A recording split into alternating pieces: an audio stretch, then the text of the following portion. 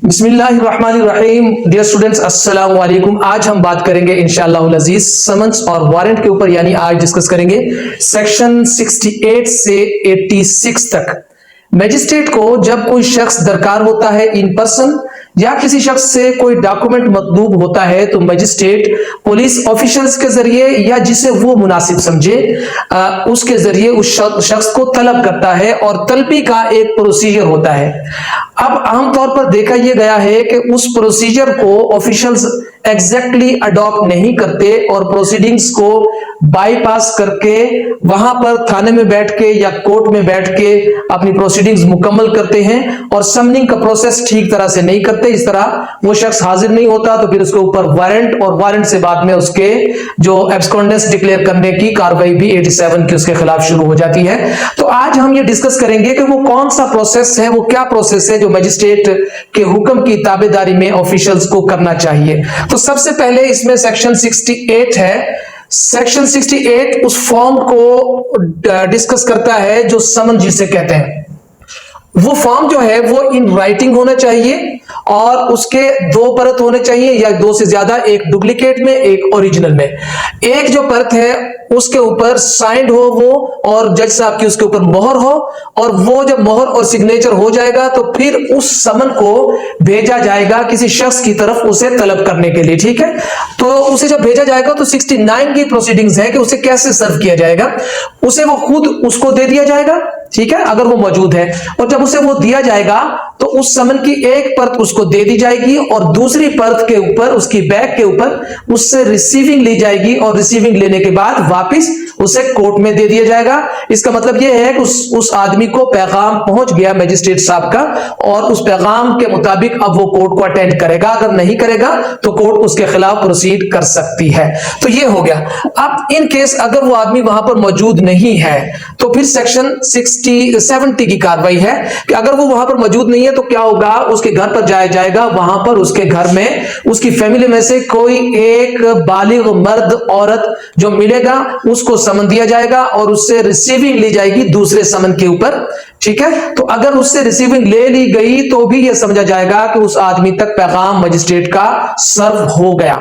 और in case अगर ऐसा होता है कि ना तो वो खुद मिलता है ना ही उसके घर पर कोई और आदमी मिलता है, तो फिर यह होगा कि उसके घर के उस हिस्से पर जो अहम समझा जाए, जहां पर उसका जाना, अगर वो उस घर में आए तो वहां पर लाजमन जाता हो, जैसा कि दरवाजा हो सकता है, उस घर के गेट के ऊपर उस समन को फिक्स कर दिया जाएगा, लगा दिया जाएगा, ताकि वो जब भी आए उस समन को वो मुलाहिजा करे और उस पर भी यही समझा जाएगा कि समन की सर्विस जो है उसको हो गई है। ठीक है जी।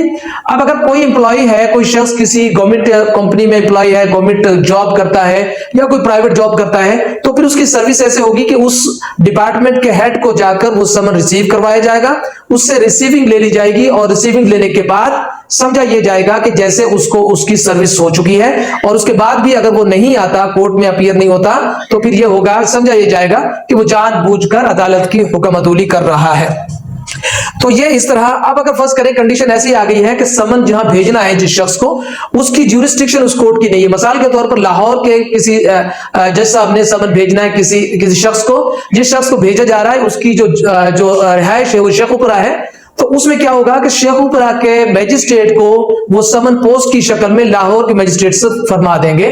तो जब शेखुपुरा के मैजिस्ट्रेट को पहुंचेगा या वहां के डीपीओ को पहुंचेगा तो वो फिर उसकी सर्विस करवाकर उन्हें वापस भेजेंगे। ये समन का तरीका हो गया। अब हम बात करेंगे वारंट। 75 सेक्शन इसको डिस्कस करता है। तो मैजिस्ट्रेट साहब एक वारंट जारी करेंगे। वारंट कैसा होगा, वो इन राइटिंग में होगा और उसके ऊपर मैजिस्ट्रेट साहब की स्टैंप होगी और उनके साइन होंगे। और बात यह है कि अगर उस वारंट को किसी लम्हे भी खत्म नहीं किया जाता, तो जब तक उसको खत्म नहीं किया जाता तो समझा यह जाएगा कि वो जनाब इंटैक्ट है। तो जब वारंट तहरीर किया जाता है तो उसमें दो किस्म के वारंट आ जाते हैं। एक वारंट यह है कि जिस शख्स की अटेंडेंस मतलूब है या जिस शख्स शख्स को लाया जाना मतलूब है, उसके लिए दो किस्म के वारंट भेजे जा सकते हैं। एक बेलेबल वारंट, यानी जो शख्स उसे लेने के लिए जाएगा अगर उसे गिरफ्तार करता है तो उसकी जमानत वहीं वो ले सकता है। उसमें लिख दिया जाएगा कि इतनी अमाउंट की वो जमानत देगा, मिसाल के तौर पर 2 लाख रुपए की श्योरिटी वो देगा, और कितने श्योरिटीज चाहिए, 2, 3, 1 वो भी लिख दिए जाएंगे, और किस तारीख को उसने कोर्ट में हाजिर होना है वो भी उसके ऊपर लिख दी जाएगी। तो ये तो हो गया बेलेबल वारंट। अब दूसरी चीज आ गई non bailable warrant. Non bailable warrants ये हैं कि जब वो बंदा जिसको पकड़ने के लिए जाया जा रहा है, पुलिस ऑफिशियल्स उसको पकड़ने के लिए जाते हैं या कोई आम आदमी जिसकी ड्यूटी लगा दे मैजिस्ट्रेट, ठीक है जी, तो वो जब उसको पकड़ेगा तो वो उसे छोड़ेगा नहीं, बल्कि वो अदालत में लाकर उसको पेश करेगा। अब यहां पर बात यह है कि जो पकड़ने के लिए जो आदमी जाएगा उसका इख्तियार मौजूद नहीं है। उसका इख्तियार कहां था, जब वारंट के ऊपर लिख दिया गया था कि इतनी श्योरिटी लेकर आप उसको छोड़ सकते हैं। लेकिन अगर उसके ऊपर तहरीर नहीं है और वारंट सिंपल है तो फिर जनाब उसकी गिरफ्तारी होगी और उसे गिरफ्तार करके पेश कर दिया जाएगा, किसको, मैजिस्ट्रेट को।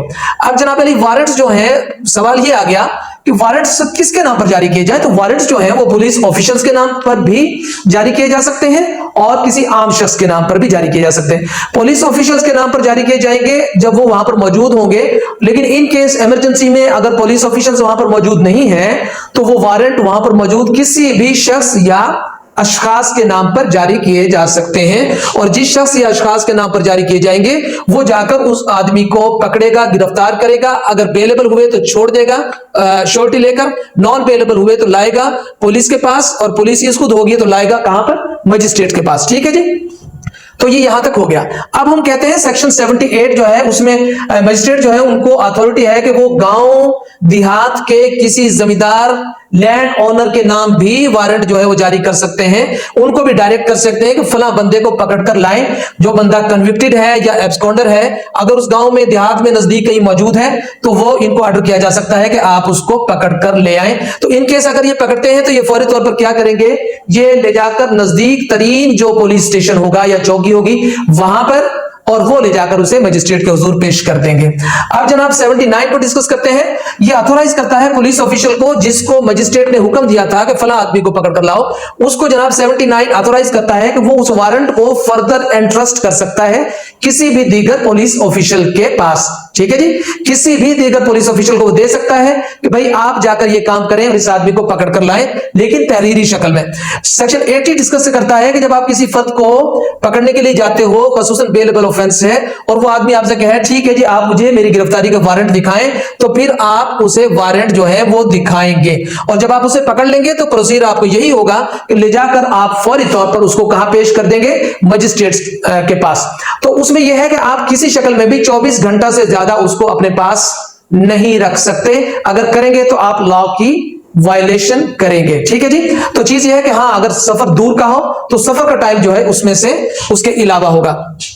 अब जनाब बात यह है कि ये जो वारंट्स जारी किए ना मजिस्ट्रेट साहब ने, ये किसी एक डिस्ट्रिक्ट तक ये महदूद नहीं है, ये पूरे पाकिस्तान। ये सवाल बहुत ज्यादा आ जाता है कि जो वारंट्स मजिस्ट्रेट जारी करता है क्या वो उस जिले तक है? जी नहीं, वो पूरे पाकिस्तान तक एग्जीक्यूटेबल है, बल्कि आजाद कश्मीर में भी वो इसी तरह जैसे वो पाकिस्तान का हिस्सा हो। अच्छा, अब बाज़ औक़ात सूरत हाल ऐसी हो जाती है कि वारंट जारी कर दिए गए, लेकिन जैसे मैंने अभी डिस्कस किया तो वो जो वारंट्स हैं वो जनाब जुरिस्डिक्शन से बाहर, मिसाल के तौर पर यहां लाहौर से वारंट जारी किए मजिस्ट्रेट ने, और जिस आदमी की गिरफ्तारी मतलूब है वो आजाद कश्मीर में है, तो फिर क्या किया जाएगा कि मजिस्ट्रेट साहब यहां से वारंट्स जो है वो बजरिया पोस्ट भेज देंगे कहां पर, आजाद कश्मीर के उस जिला के मजिस्ट्रेट को या वहां के डीपीओ को, और वो भी उस वारंट की रोशनी में वहां पर अपने पुलिस ऑफिसर्स भेज के गिरफ्तारी करवा के और सारी सूरत हाल जो है वो वैसे के वैसे कानूनी तकाजों को पूरे करते हुए वापस उसी मजिस्ट्रेट साहब के पास जो है लाहौर में वो भेज देंगे। तो ज्यूरिस्डिक्शन की शक्ल में ऐसी सूरत हाल मौजूद है। तो गुजारिश है कि पहले किसी को समन किया गया, वो सारा प्रोसेस मैंने आपको बता दिया, वो बंदा फिर भी खुदा न खास्ता हाजिर ना हुआ, चाहे जानबूझ कर ना हुआ और चाहे उसको समन ही प्रॉपर तरीके से ना किया जा सका, वहां तक कोई चीज पहुंचाई ही ना गई, तो फिर मजिस्ट्रेट साहब ने क्या किया कि उसके वारंट जो है वो जारी कर दिए। और वारंट का प्रोसेस भी मैंने आपको बता दिया, कोई आम आदमी भी, कोई जमींदार आदमी भी और पुलिस ऑफिसर भी सबको इख्तियार उसको हासिल है मजिस्ट्रेट को कि उनमें से किसी को भी वारंट जो है इस हवाले से दे दे कि आप इस अमल की एग्जीक्यूशन करें। तो ये सारा प्रोसेस हो जाता है। उसके बावजूद भी अगर कोई आदमी गिरफ्तार नहीं होता तो फिर यहां पर आकर सेक्शन 87 की प्रोसीडिंग्स जो है वो शुरू हो जाती हैं। उसके हवाले से इंशाल्लाह एक अलग लेक्चर हम तैयार कर रहे हैं, वो भी पेश करेंगे आपके सामने।